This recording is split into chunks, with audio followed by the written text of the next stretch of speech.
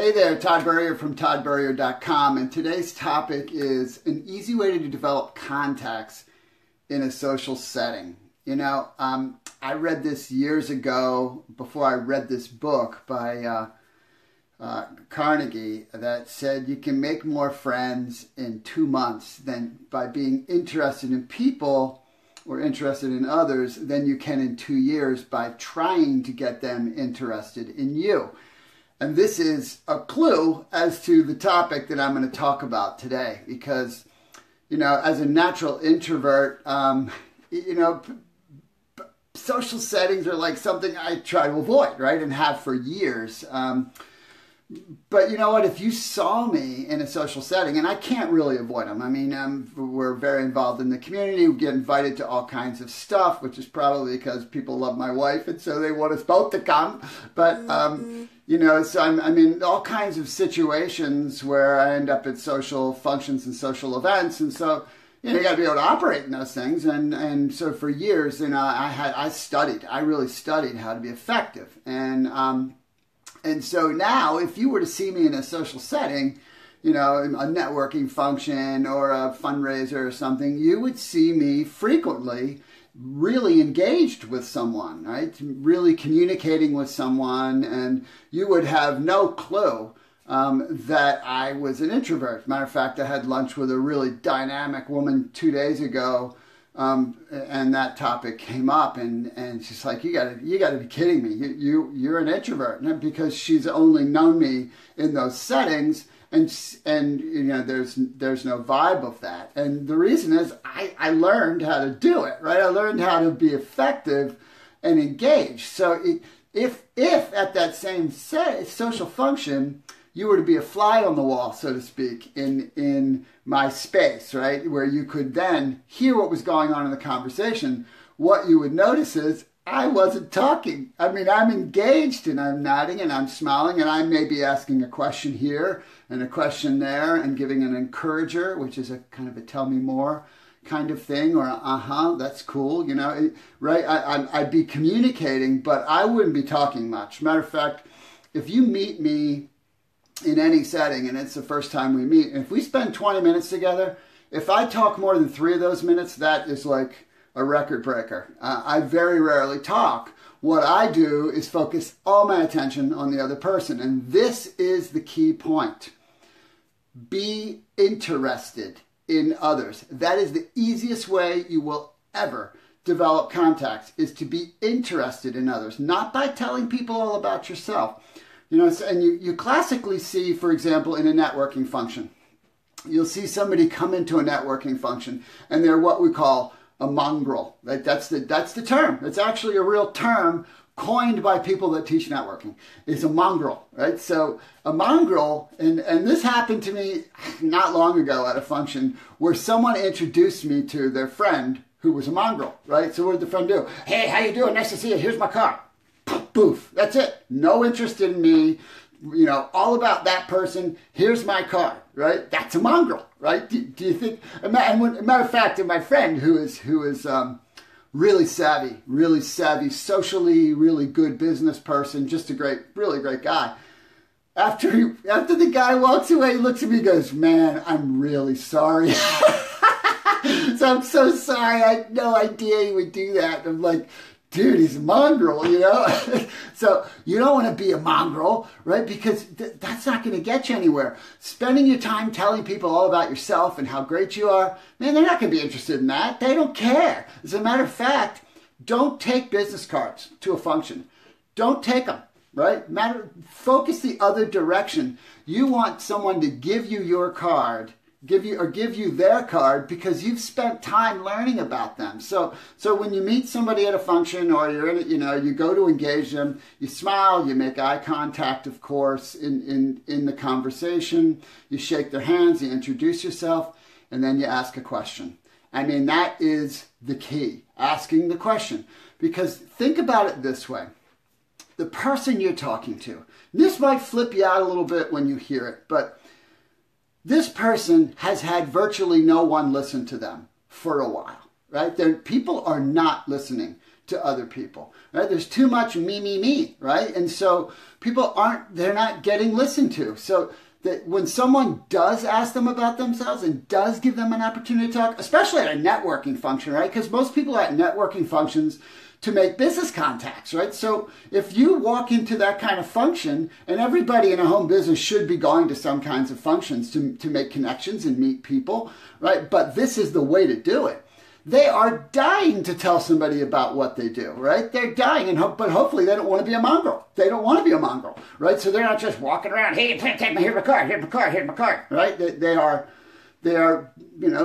behaving, right? They're behaving. And so they're dying to share what they do and why they do it, etc. And so you ask them questions and let them talk. They will love you, right? You can spend 20 minutes with someone and you talk almost not at all about yourself, right? Matter of fact, you don't talk much. You ask some questions, and I'll give you a few in a minute. You ask some questions, and then, when it's time to break off that engagement and you walk away, that person's thinking, man, that Jason is an incredible conversationalist, right? Because why? Because they talked about their favorite thing, which is themselves and their interests and their work, and right? People love to share, right? And so if you open the door just a crack, man, they will just jump right in. So obviously at a networking function, asking what kind of work you do, that's a normal thing to ask, right? And someone's like, oh, well, I do this and this and this. And so what would you do then? Go, oh, well, I do this and this. No, that's exactly what not to do, right? Because now you've turned it. It's like saying, well, I'm glad that you told me about yourself, but I don't really care because I want to tell you about me, why I'm so great, right? No. You come completely the opposite direction. Oh, really? So how did you get to be doing that? Did you study that in school? Was that the career path you thought you would be on? Right? These kinds of questions make them start talking, and then you just listen. You listen, and they will naturally lead you to the next thing to ask, which is awesome, right? Because then you get deeper and deeper and deeper. And this is this nugget I'm going to share right now it's way bigger than this topic, but I got to give it to you because this little nugget right here is, it is it's a power rapport concept. People will share with you, in general, one of three things: thought, feelings, rationale. Right? Now, rationale is like logic. It's like facts, right? And people will share facts readily, all over the place. That's normal. There's no emotional investment in that. The second level down, right, is that people will share thoughts. Sharing thoughts is what they think about something. That's a little bit deeper because it requires a little bit of emotional risk. You could disagree with that. You can't disagree with facts, right? But you could disagree with what they think, and so they're exposing themselves a little bit more. But when they share feelings, boom, man, that's a massive, massive, massive connector. And so people share feelings with you, they are naturally beginning to trust you. And you can actually make this happen in a conversation by asking questions. So, but what's your favorite part about your work? So how do you feel things are in your workplace now? How do you feel the market is, right? You start using those kinds of words. But these are just simple questions. I like to ask, how did you get to be doing that? Especially if someone's successful. I'd say, how did you get to become? Or how did you become, right? That's a great question. Another great question to ask is, what's your ideal client? And when I ask this question, I say, this is a little side nugget, I'm connected to a lot of people. And so it's good for me to know who your ideal client is in case there's someone I can direct your way. They'll start really talking, right? And then, of course, you can always, I'm not steering you one way or the other. I'm all about the connection. You make the connection deep enough, you can call someone and say, hey, I'd like to get together and talk with you about a side project or a business concept, or I'm expanding my business and you may know a few of the right people. Can we have a cup of coffee? Right? You can turn that into a conversation anytime that you want. But you can always ask, I hear that's a great career, or I hear that's a great field to be in. And you know what? If you just let someone go, they'll start telling you all the reasons it's not. It's just mind-boggling. Oh, no, the hours are heck. The pressure and stress is mind-boggling. I work too many hours.